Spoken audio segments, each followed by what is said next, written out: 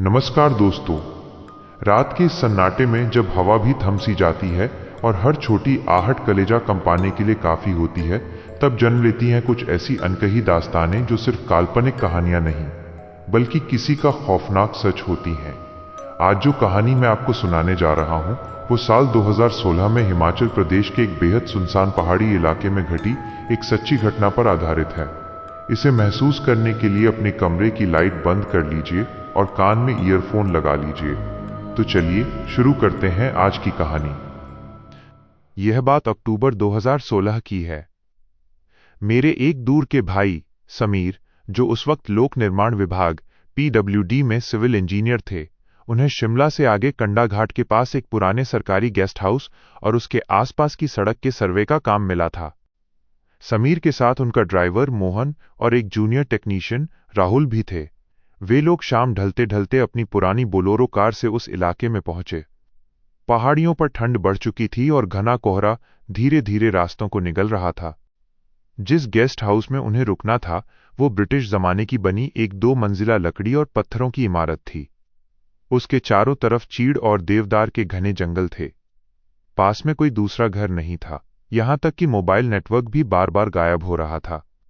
वहां सिर्फ एक बूढ़ा केयरटेकर था जिसका नाम सुखराम था। सुखराम ने उनके रुकने का इंतजाम किया, लेकिन चाय देते वक्त उसने बहुत ही धीमी और भारी आवाज में एक चेतावनी दी। साहब जी, रात के 11 बजे के बाद गेस्ट हाउस के पीछे वाले बागीचे की तरफ मत जाना, और अगर कोई आपको आपका नाम लेकर पुकारे तो पलटकर जवाब मत देना। समीर और राहुल शहर के पढ़े लिखे लोग थे। उन्होंने बूढ़े सुखराम की बात को किसी पहाड़ी अंधविश्वास की तरह लिया और मुस्कुराकर टाल दिया। रात के लगभग 11:30 बज रहे थे। खाना खाने के बाद राहुल कमरे में सो गया, जबकि समीर अपने लैपटॉप पर सर्वे रिपोर्ट तैयार कर रहे थे। चारों तरफ ऐसा सन्नाटा था कि घड़ी की टिक टिक की आवाज भी किसी हथौड़े की तरह गूंज रही थी। तभी अचानक बाहर खिड़की के पास सूखे पत्तों पर किसी के चलने की आवाज आई, छन छन छन छन। समीर का ध्यान भटका। उन्होंने खिड़की से बाहर देखा, लेकिन बाहर इतना घना कोहरा और अंधेरा था कि 2 हाथ आगे का भी कुछ नजर नहीं आ रहा था। उन्होंने सोचा शायद कोई आवारा जानवर होगा। लेकिन ठीक 10 मिनट बाद कमरे के दरवाजे पर किसी ने बहुत धीरे से दस्तक दी। टक टक टक। समीर ने कुर्सी से उठकर पूछा, कौन है? सुखराम चाचा? बाहर से कोई जवाब नहीं आया। समीर ने दरवाजा खोला। बाहर गलियारा एकदम खाली था। ठंडी हवा का एक झोंका अंदर आया और कमरे की मोमबत्ती बुझ गई। समीर ने फोन की टॉर्च जलाई। तभी उन्हें गलियारे के दूसरे कोने में, जहां सीढ़ियां नीचे जाती थीं, किसी की परछाई खड़ी दिखी। वो परछाई किसी इंसान की ही थी, लेकिन उसकी गर्दन एक अजीब से कोण पर मुड़ी हुई थी। समीर की छाती में डर का एक गोला सा फंस गया। उन्होंने हिम्मत जुटाकर पूछा, कौन है वहां?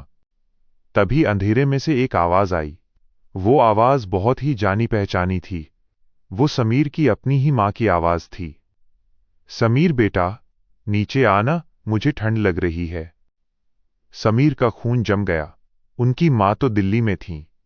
किसी 500 किलोमीटर दूर बैठी महिला की आवाज इस बियाबान जंगल के गेस्ट हाउस में कैसे आ सकती थी? तभी समीर को सुखराम की बात याद आई, अगर कोई आपका नाम लेकर पुकारे तो जवाब मत देना। समीर ने तुरंत पीछे हटकर दरवाजा बंद करना चाहा, लेकिन तभी गलियारे की वो परछाई बहुत तेजी से असामान्य रूप से जमीन पर घिसटते हुए दरवाजे की तरफ बढ़ी। समीर ने पूरी ताकत लगाकर दरवाजा बंद किया और अंदर से कुंडी लगा दी। कमरे के अंदर राहुल हड़बड़ाकर उठ बैठा। क्या हुआ समीर भाई? समीर हाँफ रहे थे। उनका पूरा शरीर पसीने से तरबतर था। उन्होंने थरथराते हाथों से राहुल को पूरी बात बताई। राहुल को पहले यकीन नहीं हुआ, लेकिन अगले ही पल दरवाजे के बाहर से जो आवाज आई उसने राहुल के भी होश उड़ा दिए। दरवाजे के बाहर अब कोई एक इंसान नहीं था। ऐसा लग रहा था जैसे दर्जनों लोग दरवाजे को अपने नाखूनों से खुरच रहे हों। खुर्रर खुर्रर, और उस खुरचन के साथ साथ कई तरह की मिली-जुली आवाजें आ रही थीं। कभी किसी बच्चे के रोने की, कभी किसी बूढ़े के हंसने की, तो कभी किसी औरत के चीखने की। दोनों डर के मारे कमरे के कोने में दुबक गए। उन्होंने हनुमान चालीसा का पाठ करना शुरू कर दिया। बाहर से दरवाजा इतनी जोर जोर से हिलने लगा मानो कोई भारी चीज उसे तोड़कर अंदर आने की कोशिश कर रही हो। छत से लकड़ी का बुरादा झड़ने लगा। रात के 12 बजे से लेकर सुबह के 4 बजे तक वो कमरे का दरवाजा खटखटाया जाता रहा। समीर और राहुल पूरी रात एक दूसरे का हाथ पकड़े खौफ से कांपते रहे। उन्हें लग रहा था कि आज उनकी जिंदगी की आखिरी रात है। सुबह के लगभग 5:30 बजे जब चिड़ियों की चहचहाहट सुनाई दी और खिड़की से भोर की हल्की रोशनी छनकर अंदर आई, तब जाकर वो आवाजें पूरी तरह बंद हुईं। जब सूरज पूरी तरह निकल आया तो समीर ने कांपते हाथों से दरवाजा खोला। बाहर का नजारा देखकर उनका कलेजा मुंह को आ गया। लकड़ी के उस भारी दरवाजे पर बाहर की तरफ इंसान के नाखूनों के दर्जनों गहरे निशान बने हुए थे, जैसे किसी ने बहुत बेदर्दी से उसे खुरचा हो। और जमीन पर एक अजीब सा काला चिपचिपा द्रव फैला हुआ था, जिसमें से सड़े हुए मांस की बदबू आ रही थी। वे दोनों भागते हुए नीचे पहुंचे। वहां केयरटेकर सुखराम चाय बना रहा था। जब समीर ने उसे पूरी बात बताई तो सुखराम के चेहरे पर कोई हैरानी नहीं थी। उसने एक ठंडी सांस ली और बताया, साहब, 1980 में इस गेस्ट हाउस के पीछे वाले बागीचे के पास एक बस खाई में गिर गई थी। उसमें सवार 20 से ज्यादा लोग मौके पर ही मारे गए थे। कई दिनों तक उनकी लाशें वहीं सड़ती रहीं। तब से आज तक उन भटकती हुई रूहों को इस बात का एहसास ही नहीं है कि वे मर चुके हैं। वे रात को जिंदा लोगों की तलाश में भटकते हैं और उनकी आवाजों की नकल करके उन्हें बाहर बुलाने की कोशिश करते हैं। समीर और राहुल ने उस दिन सर्वे का काम वहीं छोड़ दिया। उन्होंने अपना सामान समेटा और बिना एक पल भी गंवाए गाड़ी में बैठकर वहां से भाग निकले। आज इस बात को सालों बीत चुके हैं, लेकिन समीर बताते हैं कि आज भी जब वे किसी सुनसान रास्ते से गुजरते हैं या रात को कोई उनका नाम पुकारता है, तो उनकी रीढ़ की हड्डी में खौफ की एक ठंडी लहर दौड़ जाती है। तो दोस्तों, ये थी आज की खौफनाक कहानी।